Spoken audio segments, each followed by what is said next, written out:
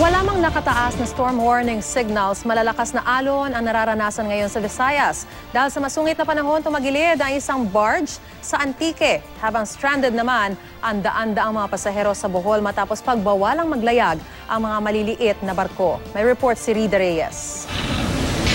Bandang alas 4 ng madaling araw kanina nang tumagilid ang barge na ito sa Barangay Sabang West, Bugasong, Antique matapos paghahampasin ng malakas na alon. Nahirapan umano ang kapitan na kontrolin ang barko habang nakadaong ito. Sa kabutihang palad, ligtas naman ang nasa 30 crew na sakay nito. Pero ang mga kargamento nitong mga semento at construction materials na dapat ay gagamiting pantayo sa isang simbahan, tuluyan ng inangkin ng dagat.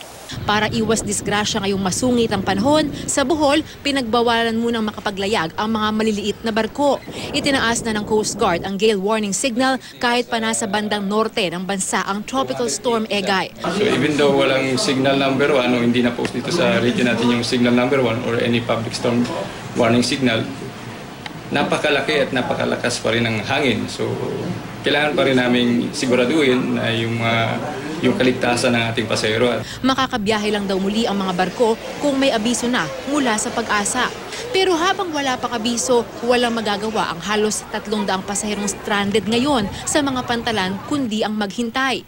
Gusto nta kung maadtog Cebu, saan mga may barkong palargahon.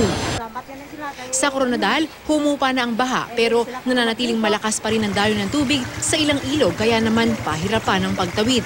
Ang mga motor at iba pang kargamento kailangang isakay sa balsang gawa sa kawayan na siya namang itinatali para hindi matangay ng tubig.